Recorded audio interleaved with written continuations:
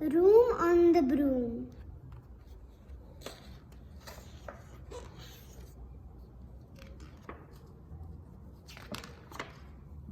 The witch had a cat and a very tall hat, and long ginger hair which she wore in a plait. How the cat purred and how the witch grinned as they sat on their broomstick and flew through the wind. But how the witch wailed and how the cat spat.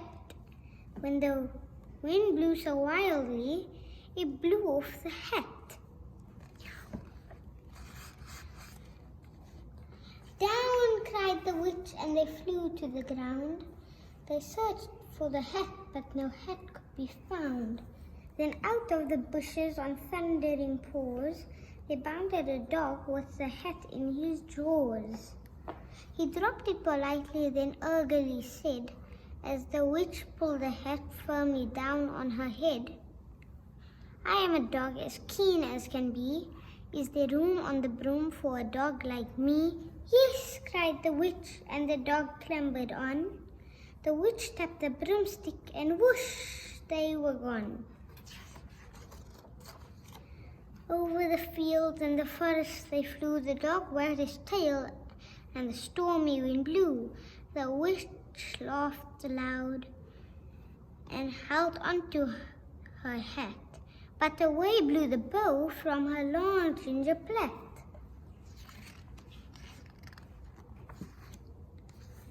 Down cried the witch and they flew to the ground. They searched for the bow, but no bow could be found. Then out from a tree with an ear-splitting shriek, there flapped a green bird with the bow in her beak. He dropped it politely and bent her head low, then said as the witch tied her plait in a bow, "I am a bird as green as can be. Is there room on the broom for a bird like me?" "Yes," cried the witch. So the bird fluttered on. The witch tapped the broomstick and whoosh, they were gone.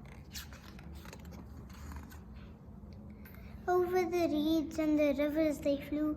The bird shrieked with glee and the stormy wind blew. They shot through the sky to the back of beyond. The witch clutched her bow but let go of her wand. Down cried the witch and they flew to the ground. They searched for the wand, but no wand could be found.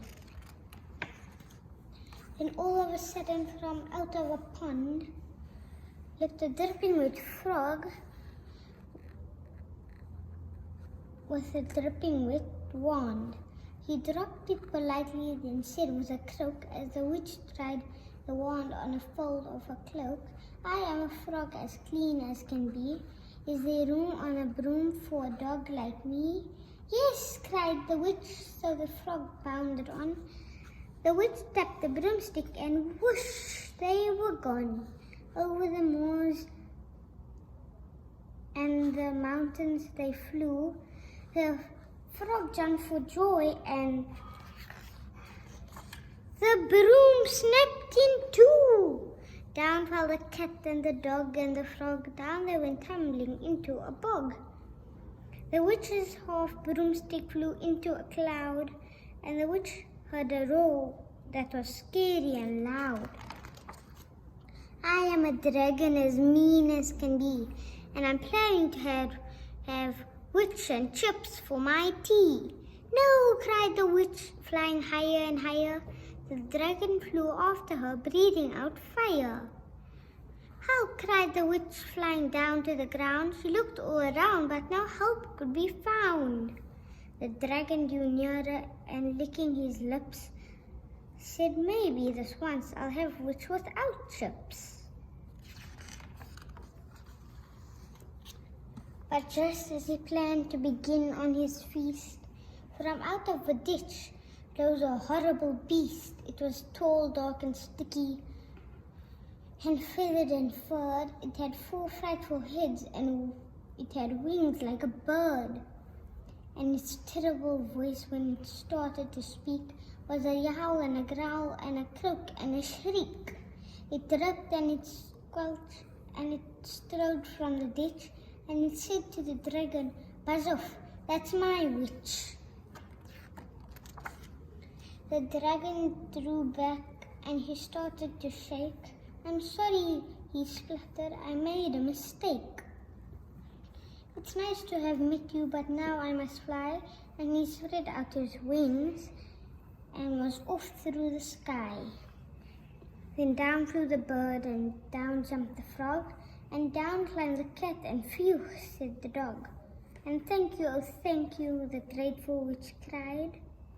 "Without you I'd be in the dragon's inside." Then she filled up her cauldron and said with a grin, "Find something, everyone, throw something in." So the frog found a lily, the cat found a cone, the bird found a twig, and the dog found a bone.